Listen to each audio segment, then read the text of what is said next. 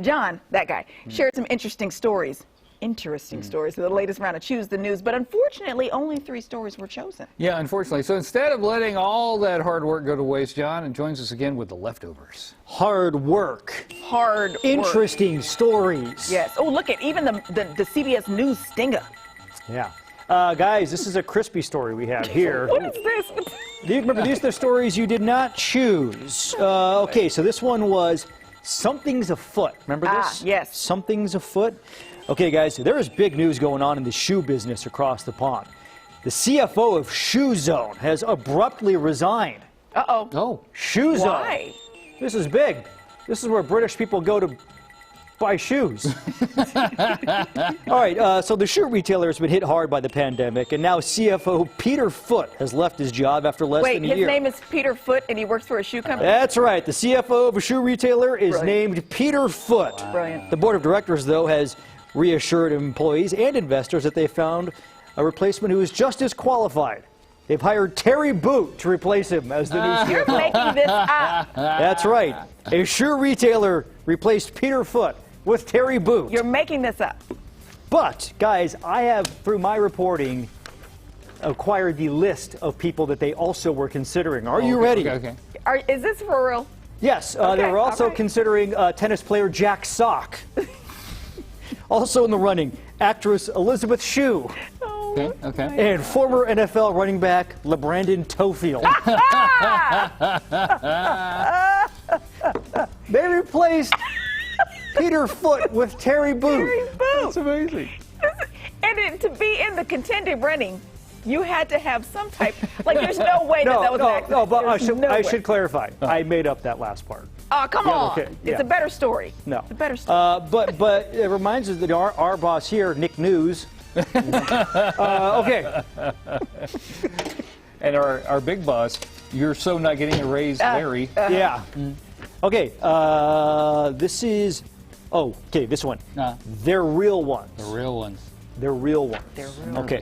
Guys, anybody who has worked in the corporate world knows the only thing more annoying than expense reports is getting static from your boss about what you spent it on, how much you spent, all that kind of stuff. Meanwhile, the CFO is flying private jets and entertaining clients at the country club. Well, a restaurant in Toronto is down for the cause, guys. Good Fortune Burger has named items on its menu after standard home office supplies so you can slip them into your expense report without getting in trouble.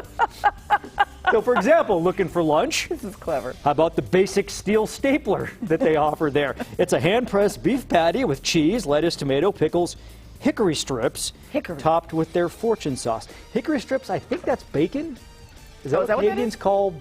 Is that Canadian bacon? Get it? Also, you can pair that with the CPU wireless mouse, which is described as parn fries in the streets, a CPU mouse in the expense sheets. This is very clever. Let's take a look at what else they have here real quick on the menu, guys. Let's see. We've got braided HDMI cord. Oh, yeah. Those are the classic fries. Delicious. Oh, the no classic parm fries. on those. Yeah. What else do we have? The ballpoint ink pen is a bottle of Double Your Fortune. Oh, that's actually that's the regularly named stuff. Yeah. All right. But anyway, I appreciate those guys up in Toronto for doing that. Witty. Okay. The last story you guys did not choose is, parents just don't understand. Oh, right, okay. Parents a British man is trying to prove what the Fresh Prince tried to tell us all those years ago. Parents just don't understand. 41-year-old Faid Siddiqui is suing his wealthy parents, saying they should pay to maintain his lifestyle. We should point out that the unemployed man already lives rent-free in a $1 million apartment that is owned by his parents, who also pay some of his bills and give him a £400 a week allowance. Okay, I looked it up, that's $550. Okay, he's 41 years old, by the way. The Oxford graduate, he graduated from Oxford. What? So he has a degree from He argues that he is entitled to more because he is a, quote, vulnerable grown-up child, and not giving him more would violate his human rights. You know what? Just, if you're upset with your kids' parents, just be glad they're not this guy. By the way, we should point out, he also in the past sued Oxford blaming them for the teachers there for him not graduating with top honors, which prevented him to going to any of the Ivy League law schools, he says. I'm going to tell you what Barbara Lucille would have told him. You have the right to breathe this free air that you have in this household, and me not to kick you across the street with He this whole lives foot. rent-free in a $1 million apartment. Are you insane?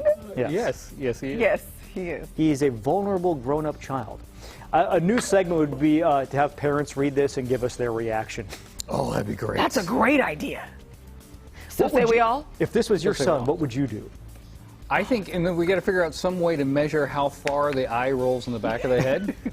Because it could be The eye roll some gauge? halfway Yeah. and some way on back there. Did you see the eyeball come back up from the Yep. bottom? Went all the way around? Like he just wanted, slots. The audacity. Those are the leftovers, guys. And now they're going in the trash. That made my blood pressure high. Oh, Could you imagine that? Like, how disappointed would you be as a parent if that's how your child turned out? oh my goodness. Basically, everybody watching right now just turned to their teenagers and yelled at them. We're sorry, teens.